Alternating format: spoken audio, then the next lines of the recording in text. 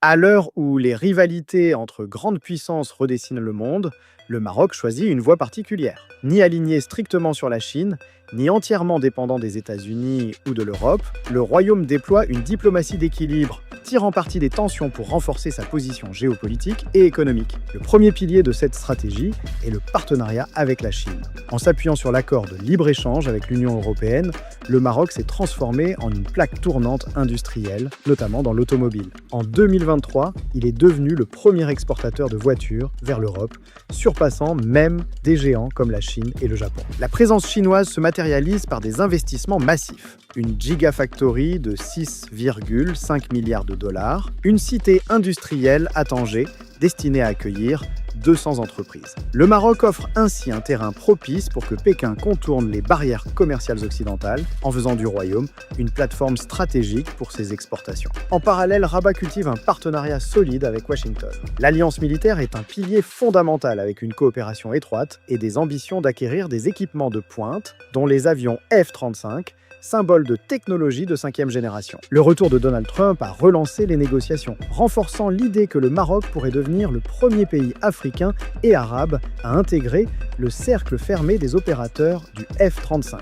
Cette alliance sécuritaire sert à contrebalancer l'influence économique croissante de la Chine. L'Europe, quant à elle, reste un partenaire historique essentiel. Le Maroc s'appuie sur un accord d'association solide qui lui garantit un accès privilégié au marché européen, tout en nouant des relations bilatérales avec des pays comme l'Allemagne, l'Espagne et la France. Au-delà des trois grandes puissances, Rabat entretient une diplomatie diversifiée, étendant ses relations à d'autres acteurs stratégiques comme les pays du Golfe, la Turquie ou la Russie, pour ne pas dépendre d'un seul partenaire. Au centre de toutes ces relations, le dossier du Sahara est la priorité. Le Maroc a fait de la reconnaissance de sa souveraineté une condition incontournable, transformant ce conflit en un levier diplomatique qui façonne ses alliances et obtient un soutien grandissant à l'international. Cette diplomatie de l'équilibre, bien que risquée, a permis au Maroc de s'imposer comme un acteur régional clé, capable d'attirer investissements, technologies et soutien diplomatique, tout en gardant son autonomie. Dans un monde polarisé, le royaume a trouvé sa formule,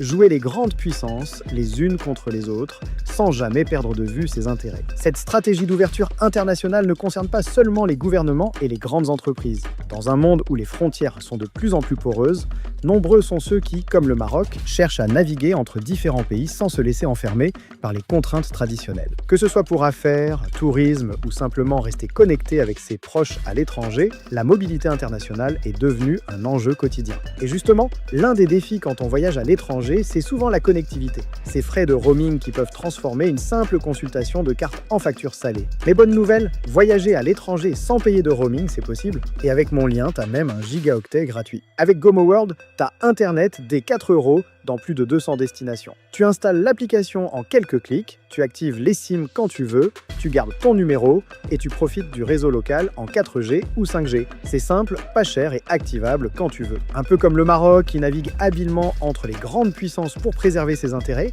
toi aussi tu peux naviguer entre les pays sans dépendre des opérateurs locaux ni subir les frais d'itinérance. Une forme de diplomatie personnelle en quelque sorte. Le lien est dans ma bio.